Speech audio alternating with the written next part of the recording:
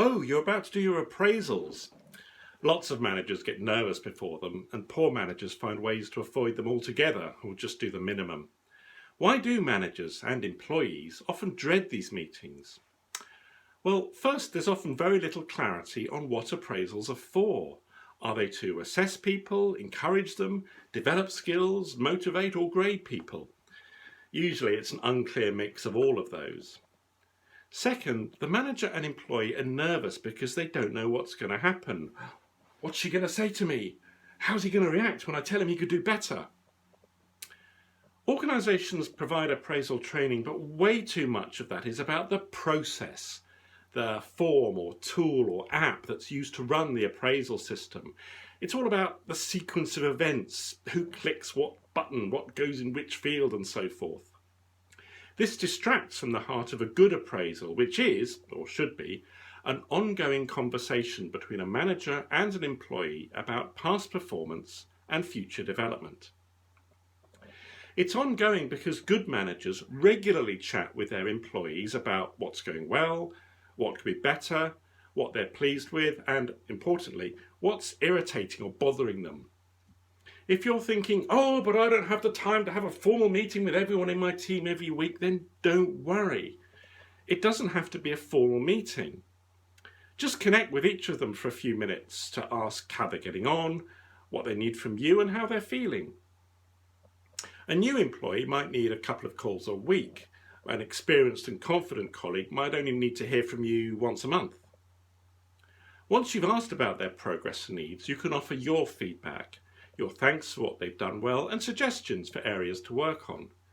No forms to complete, no systems to manage, just conversations which achieve most of the aims of appraisal because you're encouraging, developing, and motivating your people throughout the year. Because you've been talking regularly, the appraisal becomes a summary of these discussions. As there's been ongoing conversation, there'll be no surprises, so no need to worry about what will be said or how anyone will react. Once you have this habit of regular touch points, the formal elements of your appraisal system will add more value if done well. First, setting objectives. Your system probably requires you to agree objectives at the start of a period.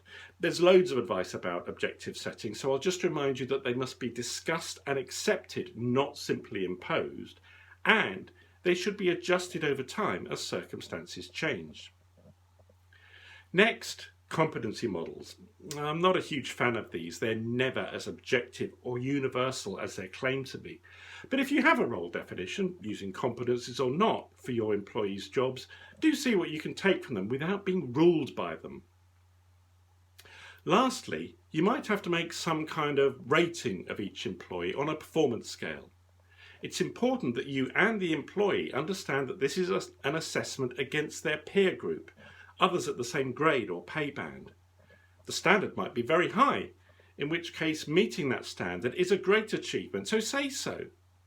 But only rate someone as above the standard if you can clearly show what they've done which stands out over and above what others at their level have delivered.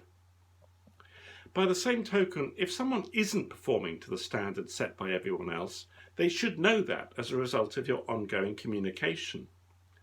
A below the standard rating should trigger a process to get them back up to the mark. If they need that help, don't prevent it coming by pretending they're doing okay. So that's appraisal, an ongoing conversation with your organisation, systems and tools there to support. Good luck.